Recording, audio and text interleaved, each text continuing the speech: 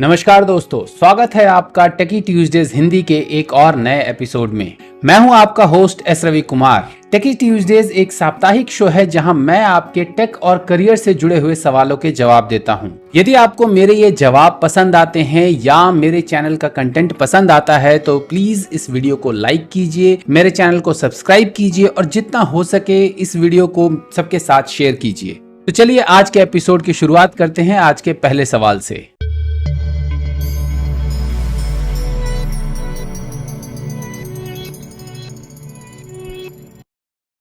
आज का पहला सवाल सोनिया का है। वो पूछती हैं what is PWA and how does it work, यानी कि पीडब्ल्यूए क्या है और वो किस तरह से काम करता है। सोनिया, पीडब्ल्यूए का फुल फॉर्म होता है progressive web application. Progressive web application उस तरह का वेब एप्लीकेशन होता है जिसमें कि ऑफलाइन सपोर्ट अवेलेबल होता है, यानी कि आप उसको as an application, desktop application या मोबाइल एप्लीकेशन के तौर पर इंस्टॉल कर सकते हैं अपने मोबाइल या डेस्कटॉप में और उसमें ऑफलाइन भी उस पे काम कर सकते हैं। प्रोग्रेसिव वेब एप्लीकेशन को पॉपुलर हुए काफी साल हो चुके हैं और काफी सालों से लोग प्रोग्रेसिव वेब एप्लीकेशन बना करके अपने एप्लीकेशंस जो हैं उसमें ऑफलाइन सपोर्ट दे रहे हैं। ज्यादातर प्रोग्रेसिव वेब एप्लीकेशन जो काम करते हैं वो एक जावास्क्रिप्ट लाइब्रेरी होती है जिसको कहते हैं सर्विस वर्कर्स, उसको यूज करके काम करते हैं। सर्विस वर्कर बेसिकली एक तरह से आपका प्रॉक्सी सर्वर होता है जो कि जब इंटरनेट ना हो तो ऑफलाइन सर्वर के तौर पर आपका वर्क करता है और आप जब भी कोई रिक्वेस्ट भेजते हैं तो वो जो सर्विस वर्कर जो है वो उस रिक्वेस्ट को हैंडल करता है। यदि मैं इससे ज्यादा इसकी वर्किंग बताने जाऊंगा तो ये बहुत ही ज्यादा टेक्निकल डिस्कशन हो जाएगा और मोस्ट ऑफ द केस में आपको समझ नहीं आएगा कि ये क्या होता है, कैसे काम करता है, क्योंकि डिफरेंट फ्रेमवर्क्स जो हैं वो पीडब्ल्यूएस डिफरेंट तरीके से बनाते हैं। जैसे मैं अगर अपनी बात करूं तो मैं ब्लेजर यूज करके पीडब्ल्यूएस बनाता हूं, mostly blazer web assembly use करके, और उसमें मेरा फोकस जो होता है सिर्फ ब्लेजर यूज करने पर होता है। पीडब्ल्यूए कैसे काम करता है, ये प्रोग्रेसिव वेब एप्लीकेशन के तौर पर वो कैसे डिप्लॉय होता है, ये सारा काम जो है वो डॉटनेट फ्रेमवर्क का जो पीडब्ल्यूए ब्लेजर वेब असेंबली का पीडब्ल्यूए टेम्पलेट जो है वो टेक केयर करता है। मुझे इसके बारे में ज्यादा सोचने की जरूरत नहीं होती है। अकॉर्डिंग टू गूगल, एक एप्लीकेशन को किसी भी ब्राउजर में पीडब्ल्यूए के तौर पर एक्सेप्ट करने के लिए या आइडेंटिफाई करने के लिए उसमें तीन मेन चीजें होनी चाहिए। सबसे पहली manifest.json फाइल, जिसमें कि उस पीडब्ल्यूए एप्लीकेशन से या उस एप्लीकेशन से रिलेटेड बहुत सारे इंफॉर्मेशन होती हैं, जैसे उसका आइकन और कौन कौन से लोकेशन पर होगा, क्या क्या होगा, बाकी सारी डिटेल्स। दूसरा होता है सर्विस वर्कर और तीसरा होता है ऐप आइकन। सो ये तीन चीजें जो है ये मेन एक एप्लीकेशन को पीडब्ल्यूए बनाने के लिए ये तीन चीजें जरूरी होती हैं और इसको कैसे यूज करते हैं इसके बारे में ज्यादा डिटेल में मैं कभी आपको पीडब्ल्यूए बना करके दिखाऊंगा ब्लेजर यूज करके, कि ब्लेजर वेब असेंबली यूज करके हम पीडब्ल्यूए कैसे बनाते हैं। आप मेरे गिटहब चैनल, मेरे गिटहब अकाउंट पे जाकर के देख सकते हैं TR_BlazerEX, वहां पर मैंने ब्लेजर का पीडब्ल्यूए एप्लीकेशन बनाया हुआ है। आप उसको देख सकते हैं कि डॉटनेट में पीडब्ल्यूए कैसे बना सकते हैं। लेकिन अगर मैं इससे ज्यादा डिटेल दूंगा तो वो बहुत ही ज्यादा आपका टेक्निकल हो जाएगा और जनरल टर्म्स में हम बस यही कह सकते हैं कि पीडब्ल्यूए जो है या प्रोग्रेसिव वेब एप्लीकेशन जो है एक ऐसा एप्लीकेशन है जहां पर कि हम वेब टेक्नोलॉजीज को यूज करके डेस्कटॉप या मोबाइल एप्लीकेशन बनाते हैं। अगला सवाल आशीष का है। आशीष पूछते हैं are the skill sets like Java, Node JS etcetera mention in the experience letter provided by companies in India, यानी कि क्या इंडियन कंपनीज एक्सपीरियंस लेटर देते टाइम उसमें आपके स्किल सेट्स जैसे कि जावा, नोड.js वगैरह जो है, जो भी आपके स्किल सेट हैं, क्या वो आपके एक्सपीरियंस लेटर में मेंशन करती हैं? आशीष, बिल्कुल नहीं। ज्यादातर एक्सपीरियंस लेटर जो है, कंपनीज के जो एक्सपीरियंस लेटर होते हैं वो सिर्फ यही बताने के लिए होते हैं कि आपने उस कंपनी में काम किया है, किस डेजिग्नेशन पे काम किया है और कितने देर से कितने देर तक काम किया है। सो यूजुअली जो एक्सपीरियंस लेटर का फॉर्मेट होता है वो होता है कि टाइटल लिखा होता है to whom it may concern, और या टाइटल में लिखा होता है एक्सपीरियंस लेटर और उसके नीचे लिखा होता है कि फलाना बंदे ने हमारी कंपनी में एज ए सॉफ्टवेयर डेवलपर या एज ए आर्किटेक्ट या एज ए टीम लीडर फलाना डेट से लेकर के फलाना डेट तक काम किया, उसने अच्छे से काम किया अपना, और हम उसको अच्छे काम करने के लिए उम्मीद आगे जो है बेस्ट ऑफ लक बोलते हैं, बस इतना। और एचआर मैनेजर या जो भी आपका एचआर हेड होता है या जो भी आपका सिग्नेटरी होता है उसका सिग्नेचर होता है और ये ऑफिशियल लेटर हेड पर दिया जाता है। सो एक्सपीरियंस लेटर का नाम ही है सिर्फ कि वो ये बताता है कि हाँ भाई आपने इस कंपनी में काम किया है, इस बात का एक्सपीरियंस है। जो आपके स्किल्स की वेरिफिकेशन है वो ज्यादातर वेरिफिकेशन जो है वो बैकग्राउंड वेरिफिकेशन चेक वाली कंपनी जो है वो करती है। सो एक्सपीरियंस लेटर है, आपका रिज्यूम नहीं है, उसमें आपके स्किल्स मेंशन नहीं होते, उसमें सिर्फ आपका डेजिग्नेशन, डेट ऑफ ज्वाइनिंग और लास्ट डेट ऑफ वर्किंग जो होता है वो मेंशन होता है। अगला सवाल अनीश का है, वो पूछते हैं why is it not considered to be a good practice to perform DDL statements from the application code. यानी कि एप्लीकेशन कोड से डीडीएल स्टेटमेंट्स को परफॉर्म करना एक अच्छा प्रैक्टिस क्यों नहीं माना जाता। जिन लोगों को ये नहीं पता कि डीडीएल स्टेटमेंट क्या होता है उनके लिए बता दूं कि डीडीएल स्टेटमेंट यानी डेटा डेफिनेशन लैंग्वेज स्टेटमेंट जो है वो सीक्वल की एक टर्म है। सीक्वल यानी I think structured query language की एक टर्म है। सीक्वल जो है डेटाबेसेस में ज़्यादातर यूज़ होता है टू फेच डेटा या आपके टेबल्स क्रिएट करने के लिए। सो सीक्वल क्वेरी जो होती है उसको दो तरह के क्वेरीज में डिफाइन किया जाता है। एक होता है डीडीएल यानी डेटा डेफिनेशन लैंग्वेज, दूसरा होता है डीएमएल यानी डेटा मैनिपुलेशन लैंग्वेज। सो डेटा डेफिनेशन लैंग्वेज जो होता है वो उन क्वेरीज के लिए कहा जाता है जिन क्वेरीज को यूज करके हम डेटाबेस के टेबल्स या डेटाबेस के आइटम्स बनाते हैं। जैसे आपका टेबल हो गया, स्टोर्ड प्रोसीजर हो गया, व्यूज हो गए, ट्रिगर्स हो गए, इस तरह की चीजें जो लिखते हैं उसको हम कहते हैं डीडीएल यानी डेटा डेफिनेशन लैंग्वेज।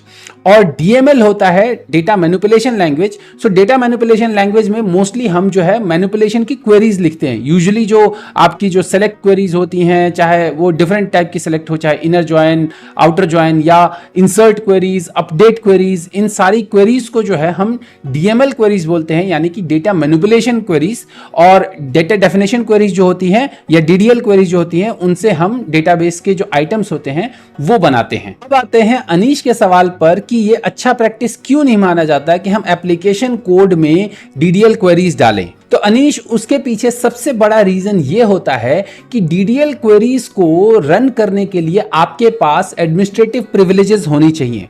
और अगर आप किसी भी एप्लीकेशन को एडमिनिस्ट्रेटिव प्रिविलेज दे देते हो तो उस केस में उस एप्लीकेशन के पास आपके पूरे डेटाबेस सर्वर का एक्सेस होता है, तो वो किसी भी डेटाबेस को छेड़ सकता है। यानी कि आप उस डेटाबेस सर्वर को मतलब उस एप्लीकेशन को यूज करके आप पूरे सारे डेटाबेस सर्वर के सारे डेटाबेसेस जो हैं उनको एक्सेस कर सकते हो या यूज कर सकते हो। मोस्ट ऑफ द केसेस में जो होता है डीडीएल क्वेरीज को रन करने के लिए आपके पास एडमिनिस्ट्रेटिव प्रिविलेजेस होनी चाहिए। सो ये एक बहुत बड़ा एक तरह से कहें वल्नरेबिलिटी है और आपके डेटाबेस को एक तरह से पूरे डेटाबेस सर्वर को एक तरह से एप्लीकेशन कोड को एक्सपोज कर देता है। और यूजर्स जो होते हैं, यूजर्स को ज्यादातर ये समझा जाता है कि मोस्टली एप्लीकेशन यूजर जो होते हैं उनको इससे कोई लेना देना नहीं होता है, उनको टेबल्स बनाने नहीं होते हैं, उनको क्वेरीज रन नहीं करनी होती है, इसलिए एप्लीकेशन कोड में जो है डीडीएल यूज करना एक अच्छा प्रैक्टिस नहीं माना जाता। इसके अलावा एक और रीजन ये है कि अगर आप डीडीएल जो है डेटा डेफिनेशन लैंग्वेज जो है वो डीडीएल क्वेरीज जो है वो एप्लीकेशन कोड में लिखोगे तो एप्लीकेशन की परफॉर्मेंस भी एक तरह से आपकी खत्म हो जाएगी, क्योंकि आपको पता नहीं है कि किस स्ट्रक्चर का डेटाबेस जो टेबल्स है किस स्ट्रक्चर के टेबल्स बनेंगे, कैसे उसमें डेटा डाला जाएगा, कैसे उसे डेटा रिसीव किया जाएगा। सो ये सारी चीजें जो है जनरल जो आपके एमआईएस बेस्ड एप्लीकेशंस होती हैं उसमें ये सारे काम नहीं किए जाते हैं, क्योंकि जो एप्लीकेशन होते हैं उनका database structure already pre defined होता है। पहले ही डेटा का स्ट्रक्चर और डेटाबेस का स्ट्रक्चर जो होता है वो प्री डिफाइंड होता है, उनकी प्रॉपर ओआरएम के थ्रू मैपिंग की होती है, उस मैपिंग के बेसिस पे आपके स्क्रीन्स बने होते हैं। इसलिए मोस्ट ऑफ द केसेस में जो है आपके जो डीडीएल क्वेरीज हैं वो एप्लीकेशन में लिखना अच्छा नहीं माना जाता।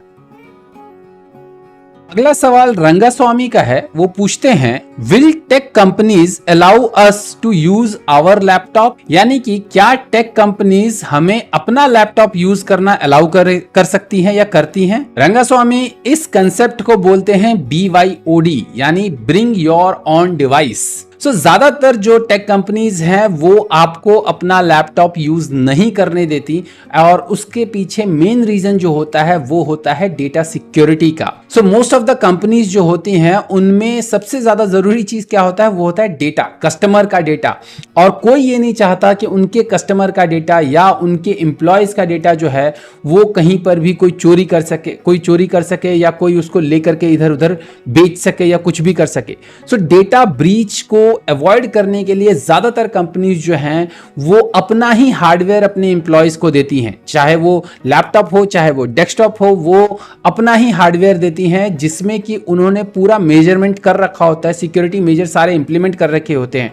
मोस्ट ऑफ द लैपटॉप्स जो अवेलेबल होते हैं एम्प्लॉयज को, उसमें उन्होंने यूएसबी पोर्ट्स जो होते हैं वो सारे डिसेबल कर रखे होते हैं, और उसके अलावा उन्होंने जो है सारी जो नेटवर्क की जो है मॉनिटरिंग लगा रखी होती है कि आप जो भी काम करोगे ऑफिस के लैपटॉप पर वो सारी चीजें जो है वो लॉग होंगी। सो डेटा प्रिवेसी की वजह से ज्यादातर कंपनीज, ऑलमोस्ट मैं ये कहूंगा कि 80-90% कंपनीज जो हैं वो आपको अपना लैपटॉप या अपना डेस्कटॉप यूज नहीं करने देते हैं। सो ये कुछ 5-10% कंपनीज ऐसी होती हैं जो कि आपको अपना लैपटॉप, पर्सनल लैपटॉप यूज करने देती हैं। ज्यादातर ये ऐसी कंपनीज होती हैं जो कि ओपन सोर्स एप्लीकेशंस पे काम कर रही होती हैं, या ज्यादातर ये वो कंपनीज होती हैं जो कि सेल्स रिलेटेड चीजों पे काम कर रही होती है, जहां पर कि आपको सेल्स प्रेजेंटेशन वगैरह देना होता है, या आपकी बहुत ज्यादा ट्रैवलिंग जॉब है। उस केस में वो ये कहते हैं कि हाँ भाई आप अपनी तरफ से लैपटॉप खरीद लो और आप उसको यूज कर लो। सो ये अवेलेबिलिटी कई कंपनीज करती हैं। आजकल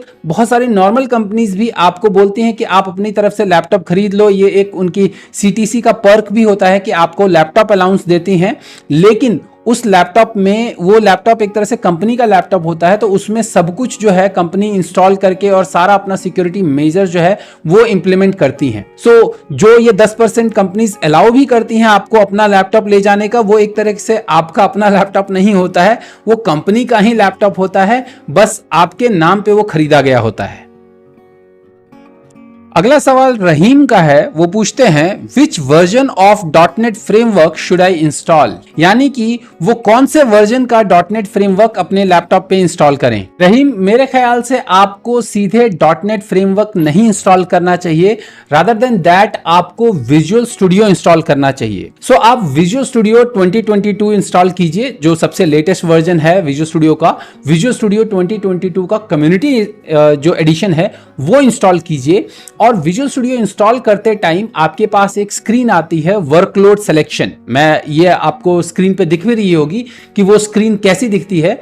सो ये वर्कलोड सिलेक्शन स्क्रीन पर आप सेलेक्ट कीजिए कि आपको कौन सी चीजें, कौन सी तरह के एप्लीकेशन डेवलप करने हैं। आपको डेस्कटॉप एप्लीकेशन डेवलप करना है, या आपको मोबाइल एप्लीकेशन डेवलप करना है, या आपको वेब एप्लीकेशन डेवलप करना है, आपको किस तरह के एप्लीकेशन डेवलप करना है वो उस हिसाब से वर्कलोड सेलेक्ट कीजिए। यूजुअली आप ASP.NET डेवलपमेंट का वर्कलोड सेलेक्ट कर सकते हैं, UWP मोबाइल डेवलपमेंट का वर्कलोड सेलेक्ट कर सकते हैं। सो जब आप एक पर्टिकुलर वर्कलोड सेलेक्ट करेंगे तो विजुअल स्टूडियो ऑटोमेटिकली उसके हिसाब से जो भी लेटेस्ट .NET फ्रेमवर्क है जो कि उसको सपोर्ट करता है और उससे एसोसिएटेड जो टूल्स हैं वो आपको साथ में इंस्टॉल कर देगा। यदि हम आज की बात करें, यानी कि 14 जून 2022 की बात करें, तो अभी जो करंट विजुअल स्टूडियो चल रहा है वो विजुअल स्टूडियो है विजुअल स्टूडियो 2022।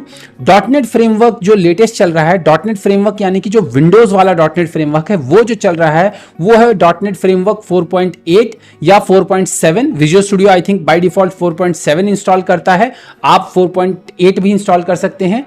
सो 4.8 या 4.7 चल रहा है, और .NET framework cross platform development के लिए जो यूज होता है वो है .NET 6।